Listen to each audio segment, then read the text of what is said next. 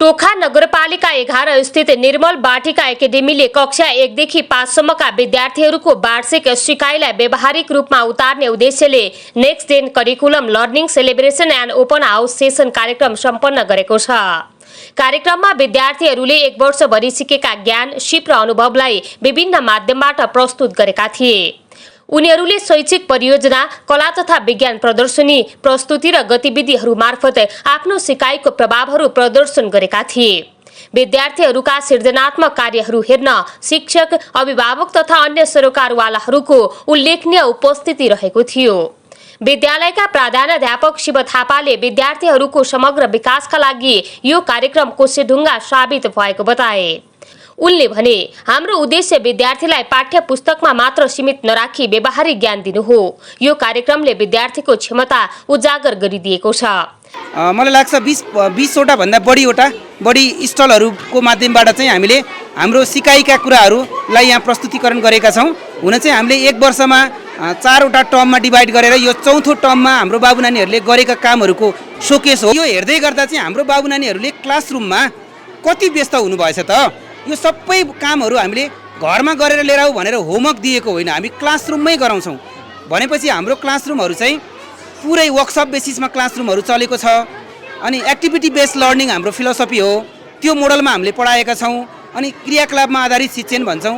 त्यसकारणले हाम्रो ओभरअल 1 वर्षभरिमा हाम्रो बाबु नानीहरूले कसरी सिकेका छन् त भनेर व्यावहारिक सिकाइको रूपमा चाहिँ हामीले यसलाई चाहिँ आज प्रस्तुतिकरण गरेका छौँ। कार्यक्रममा टोखा नगरपालिकाका शिक्षा शाखा निर्देशक बाबुराम गौतमले जीवन उपयोगी शिक्षाको महत्त्वबारे चर्चा गरे। उनले भने, विद्यालयले यस्ता कार्यक्रम आयोजना गरेर विद्यार्थीको क्षमता विकासमा महत्त्वपूर्ण भूमिका खेलेको छ।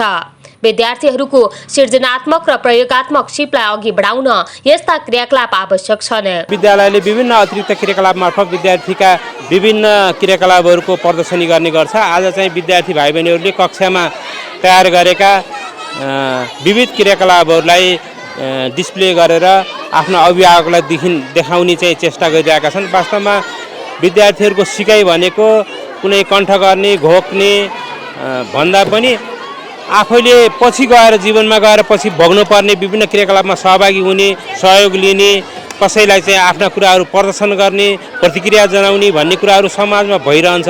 यो कुराहरूबाट विद्यार्थीले धेरै कुरा सिक्छन्। अरूका कुराहरू मा कमेन्ट गर्ने, यो कुरा राम्रो भयो, यो कुरा कम भयो, अब अलि खोज तलास गर्ने, आफूलाई डिस्प्ले गर्न परेपछि धेरै कुराहरू उनीहरूले चाहिँ स्रोतहरू खोज्छन्। त्यसबाट चाहिँ उनीहरूले सिकाइ प्रशस्त हुन्छ।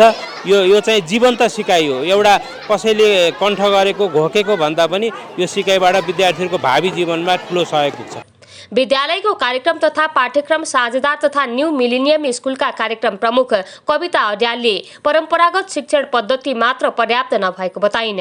उनले भनिन्, विद्यार्थीलाई केवल किताबी ज्ञान दिने मात्र होइन, सोच्न, सिर्जना गर्न र जीवन उपयोगी सिप सिकाउन प्रेरित गर्नुपर्छ। आज विद्यार्थीहरूले देखाएको प्रदर्शनले उनीहरूको क्षमता विकासमा महत्त्वपूर्ण भूमिका खेल्छ।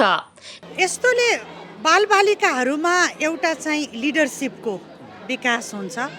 उनीहरू कन्फिडेन्ट हुन्छन् र उनीहरू सोसियलाइज गर्न पनि सिक्छन् र साथीहरूसँग मिलेर आफ्नो पालोमा के बोल्ने, कसरी काम गर्ने, समूहमा कसरी काम गर्ने भन्ने कुराको कोअपरेसनका साथसाथै कोल्याबोरेसन हुन पनि उनीहरूले सिक्छन्। अहिलेका यो जेन अल्फालाई अभिभावकहरूले कसरी पढ्दा रहेछन्, के गर्दा रहेछन्, स्कुल भनेको कस्तो हो, कक्षा कोठा मात्रै र किताबको मात्रै काम गर्ने हो भन्ने कुरा हुँदैन नि त। त्यसैले अभिभावकहरूले यस्तो कुराहरू देख्न पर्छ, उहाँहरूलाई हामीले देखाउनु पनि पर्छ। हरेक अभिभावकहरूले किताबको र कपीको मात्रै लेखाइ र पढाइ चाहिँ पढाइ होइन भन्ने कुरा बुझिदिनुस्। कार्यक्रममा सहभागी अभिभावकहरूले विद्यार्थीहरूको प्रस्तुतिको प्रशंसा गर्दै यस्ता क्रियाकलापले विद्यार्थीको रुचि र सिपलाई निखार्न महत्त्वपूर्ण भूमिका खेल्नेमा जोड दिएका थिए। विद्यालयका शिक्षकहरूले नेक्स्टजेन करिकुलम शिक्षण प्रणाली विद्यार्थीहरूलाई आलोचनात्मक सोच, समस्या समाधान र सृजनात्मक अभिव्यक्तिमा सक्षम बनाउन केन्द्रित रहेको बताए। कतिपय प्यारेन्ट्सहरूले चाहिँ खै त बच्चाहरूले चाहिँ के गर्नु भएको छ, हामीलाई केही पनि अब फ्ल्यास गर्नु भएन भन्नुभएको थियो। अनि त्यो कारणले गर्दाखेरि चाहिँ हामीले यो देखाउनको लागि चाहिँ अब प्यारेन्ट्सहरूले हेर्नुहुन्छ आफ्नो बच्चाहरूको कार्यहरू होइन, अब के कति कामहरू गरेको रहेछ निर्मल बाटिका एकाडेमीले, अब ब्रिक्स अन्तर्गत रहेर के कुराहरू सिकाउनु भएको रहेछ भन्ने कुराहरू चाहिँ उहाँहरूलाई थाहा होस् भनेर नै हामीले यो प्रोग्राम गरेका हुन्छौँ। आज चाहिँ हाम्रो विद्यालयमा नेक्स्टजेन करिकुलम लर्निङ सेलिब्रेसन भइरहेको छ। यहाँ चाहिँ विभिन्न ब्रिक्स भन्छौँ हामीले। ब्रिक्स भनेको चाहिँ जस्तो उहाँहरूको लागि वर्षभरि उहाँहरूले पढ्ने कुरा, उहाँहरूको जति पनि classroom plus indoor outdoor activities हुन्छ त्यो कुरा वर्षभरि गरेको कुरालाई चाहिँ आज हाम्रो सेलिब्रेसन भनेर हामीले डिस्प्लेमा राखेको छौँ।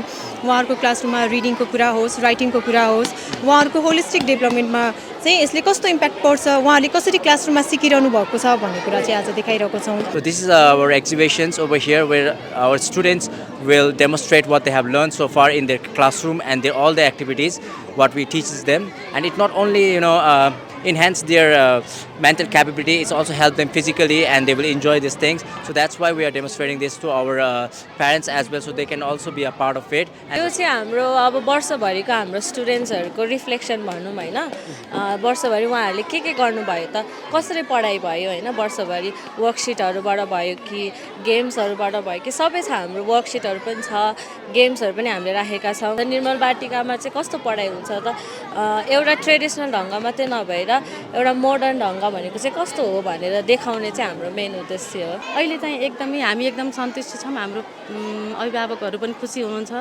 हामीले बच्चाहरूलाई सिकाएको कुरा राम्रोसँग सिक्नु भएको छ।